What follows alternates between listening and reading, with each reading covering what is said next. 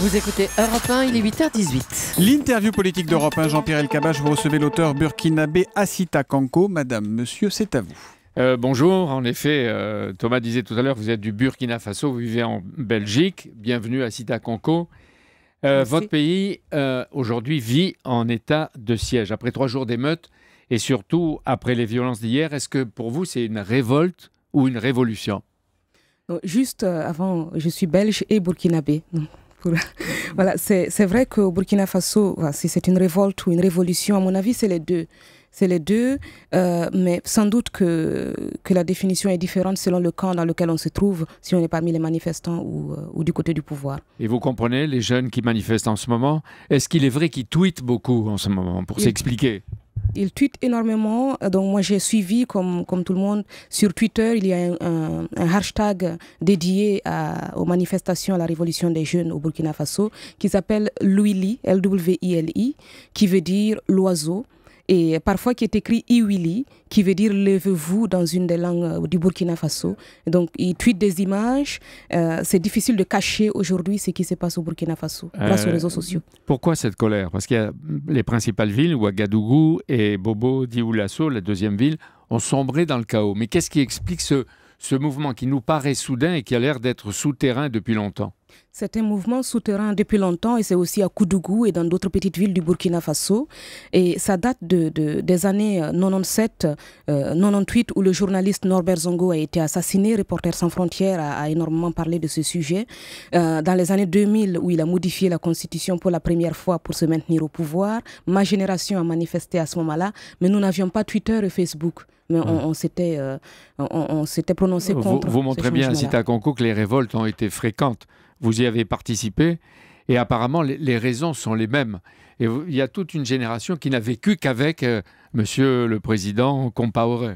Mais justement, moi, je ne l'appelle pas aujourd'hui, je n'ai pas envie de l'appeler le président Compaoré parce que je fais partie depuis très longtemps de ceux qui souhaiteraient qu'on échappe à la honte d'avoir quelqu'un qui se maintient pour toujours au pouvoir. Disons qu'il est arrivé en 87 au pouvoir, j'avais 7 ans. Aujourd'hui, je suis une mère d'un enfant de 7 ans et il est toujours là. Et les enfants, les jeunes sur lesquels son régime tire aujourd'hui pour se maintenir au pouvoir, ce sont les bébés qui naissaient au moment où il accédait au pouvoir en 1987. Donc c'est une honte. Et il préparait, ou il voulait préparer une nouvelle révision de la Constitution pour se maintenir au pouvoir encore 8 à 10 ans. Et les Burkinabés, vous n'acceptez pas cette longévité? Il peut vivre aussi longtemps qu'il le veut, mais ailleurs qu'à la tête du pays. Je pense qu'il y a de nombreuses personnes valables, je l'avais dit en 98 dans des interviews au Burkina Faso, qui peuvent reprendre les rênes du pouvoir et gérer le pays. Le pouvoir n'appartient à personne et c'est vraiment confisquer l'avenir des générations entières. Et quand il est arrivé au pouvoir, il a assassiné quelqu'un, Thomas Sankara, qui reste une figure légendaire et un héros de votre pays. Thomas Sankara était l'ami de Blaise Compaoré, du capitaine Blaise Compaoré à l'époque dans l'armée. Et il paraît que leurs épouses étaient amies aussi. Mais Blaise Compaoré a assassiné Thomas Sankara pour accéder au pouvoir en 1987. Ce que Thomas Sankara avait fait, c'était ramener la fierté chez les gens. C'était que les gens puissent marcher fièrement et dire « je suis burkinabé, je n'ai pas honte ». Et ça, c'était une étape importante parce que ce qui fait reculer beaucoup de gens aujourd'hui en Afrique. Et aujourd'hui, on peut parler de Sankara sans risquer la prison. Est-ce qu'aujourd'hui, on continue à chuchoter dans votre pays ou on parle? Non, moi j'ai connu toute la période de mon adolescence où on se passait en cachette les cassettes des discours de Thomas Sankara et plus tard des discours du journaliste Norbert Zongo et où on parlait du pouvoir en chuchotant. On avait peur de faire confiance à son voisin. Et petit à petit, après les manifestations de 2000 où on a découvert les gaz lacrymogènes, les gens ont commencé à parler ouvertement, mais pas dans les médias. Et aujourd'hui, on constate qu'ils n'ont pas peur de parler à la télévision à visage découvert. C'est une évolution en termes de liberté d'expression. Hier, il y a eu des manifestations. Ils ont pris des sièges de l'Assemblée, du parti, de la télévision d'État. Il y a eu des attaques contre des banques, des magasins.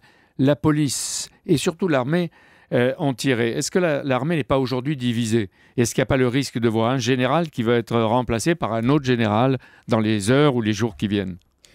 Je ne connais pas toute la situation de l'armée. J'ai vu des images de personnes qui étaient par terre dans des bains de sang sur Twitter, sous le code Lwili. Je pense qu'il est très important aujourd'hui que quelle que soit la personne qui prendra le pouvoir, des élections s'organisent rapidement pour établir la sécurité et la démocratie pour tous. C'est ce que la population veut. Vous avez téléphoné toute la nuit, toute la journée d'hier à vos amis. Qu'est-ce qu'ils disent sur place? J'ai téléphoné toute la journée d'hier à des amis d'enfance qui vivent encore au Burkina Faso et qui apparaissaient très sereins au téléphone et qui disaient « on ne veut plus de ce régime, on a envie de vivre librement ». Et en suivant sur Twitter, c'est le même discours qui revient. Oui. Et le Burkina Faso, il faut dire que c'est géographiquement un pays qui est important en Afrique de l'Ouest et il fait partie en plus des 5 pays du Sahel qui sont couverts par l'opération antiterroriste française Barkhane, et le pays vit aussi sur la menace des groupes terroristes. Et j'ai vu que l'ONU, l'Europe, les Nations Unies, l'Union africaine, la France, qui est partenaire du Burkina Faso, ne cachent pas leur inquiétude, mais l'armée française, pour le moment, heureusement, celle qui est dans la région, n'intervient pas. Mais en quoi ça nous concerne, Assita Kanko? Je pense que souvent on commet l'erreur de penser que ça ne nous concerne pas, jusqu'à ce qu'un bateau de migrants arrive à Lampedusa. Et tout le monde commence à dire qu'il faut lutter contre l'immigration, qu'il faut faire ceci ou cela, et à parler sans empathie de tout cela.